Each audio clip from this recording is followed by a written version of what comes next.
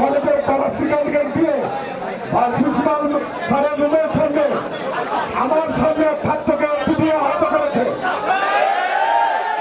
আমরা সুস্থ তদন্ত চাই, আমরা দায়ীদের বিচার চাই। আমাদের কলেজের শিক্ষক মন্ডলী এবং ছাত্ররা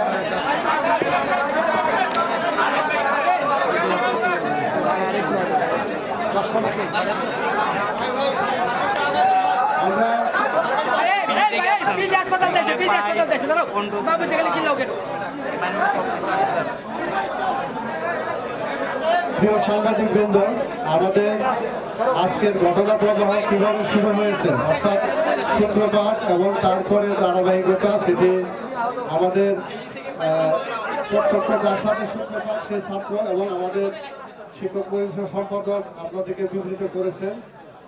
আর পাশাপাশি আমরা অনুষ্ঠানের কারণে আমাদের নিউ মার্কেট থানার ওসি মহসিন সাহেব এখানেই ছিলেন।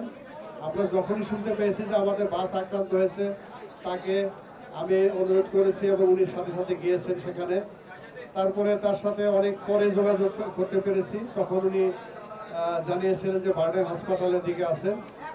এইখানে যখন সেনাবাহিনী এসে ভিতরে ঢুকে পড়ে, তখন পুলিশ এবং সেনাবাহিনী একসাথে এসেছিল। এই অবস্থা দেখে আমি সহ আমাদের যারা ছিলাম সবাই সামনে এগিয়ে যায় যে এটা নিবৃত করার জন্য, যে যাতে তারা এদিকে না আসে, ছাত্ররাও এদের উপর ওইদিকে না যায়। সে অবস্থায় আমরা দুই টিমের মাঝামাঝি পড়ে যাই। এমন অবস্থায় আমাদের ছাত্ররা ধরে আমাদেরকে আবার রক্ষা করে আর কি। এর মধ্যে আমার সাথে আমাদের ইসলামী ইতিহাস বিভাগের প্রভাষক ইকবাল হোসেন, উনি আহত হন, কারণ এই দুই দিকে ঢিলের মাঝখানে ওনার গায়ে লাগে, আহত হন উনি। এর মধ্যে আমাদের ছাত্ররা আমাকে এবং ওই স্যারকে উদ্ধার করে আমাদের রুমে নিয়ে আসে।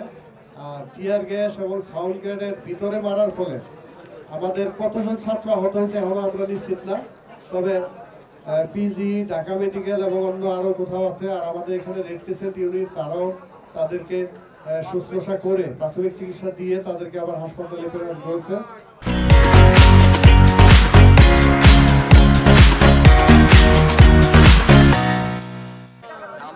আমাদের যে সমস্ত দাবি সমূহ আমি করতেছি, যে শতাধিক শিক্ষার্থী আহত হয়েছে, আহত শিক্ষার্থীদের সুচিকিৎসা নিশ্চিত করতে হবে। এমনকি আমাদের শিক্ষকরা আহত হয়েছে। 2 নম্বর, আমাদের স্থাপনা সেনাবাহিনী সরাসরি হামলা ও ভাঙচুর করেছে, যা আমাদের জন্য লজ্জাজনক।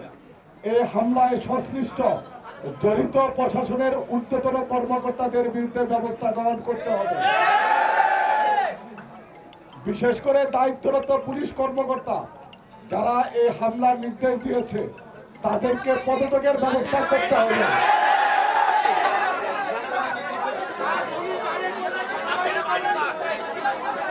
সেনাবাহিনী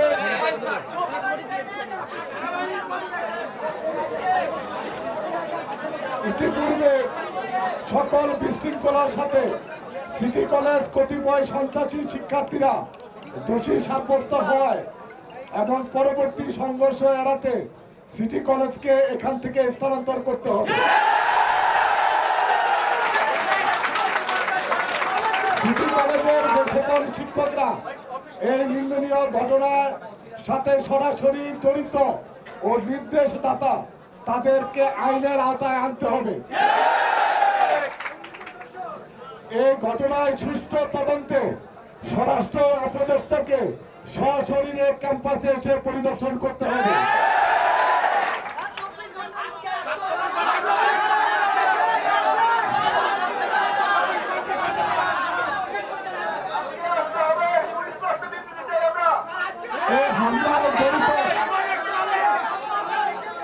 এই হামলায় জড়িত সেনা ও পুলিশের ঊর্ধ্বতন কর্মকর্তাদের ক্ষমা চেয়ে পদত্যাগ করতে হবে।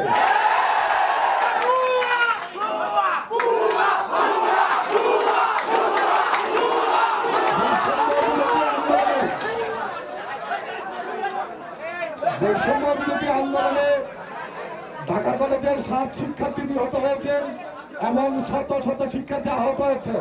তাই পরিকল্পিতভাবে ঢাকা কলেজের 184তম প্রতিষ্ঠা বার্ষিকীতে হামলা করে বর্তমান সরকারকে ব্যর্থ করার পরিকল্পনা করা হয়েছে, যাতে সরাসরি সিটি কলেজ ও পুলিশ এই কাজে জড়িত ছিল।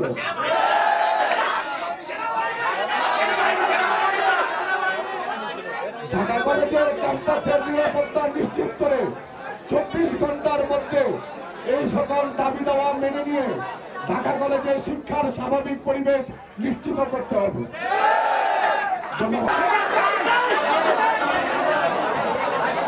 আমরা শিক্ষক তদন্ত এবং দায়ীদের বিচার চাই।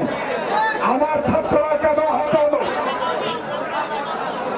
এই বিষয়ে অধ্যক্ষ স্যার উদ্বোধন কর্তৃপক্ষের সাথে কথা বলবেন এবং বলতেছেন, এবং আশা করে এর অবশ্যই সুস্থ বিচার হতে হবে এবং আহত ছাত্রদের সুচিকিৎসার ব্যবস্থা করতে হবে, দায়ীদেরকে শাস্তির আওতায় আনতে হবে।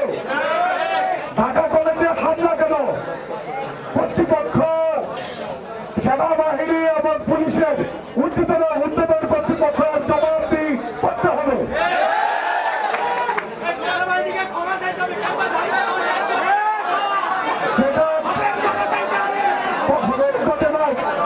ঢাকা কলেজের ভিতরে কখনোই পুলিশ এবং সেনাবাহিনী কখনোই প্রবেশ করে নাই, আজকে তারা সেখানে প্রবেশ করেছে, ছাত্রদেরকে মেরেছে, আবার দরজা ভেঙে অনিগ্রহে প্রবেশ করেছে।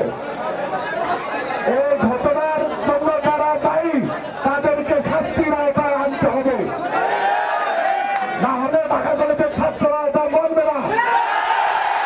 আমরা দ্বিধাহীন চিত্তে বলতে চাই, যারা দায়ী তাদেরকে অবশ্যই শাস্তি দিতে হবে।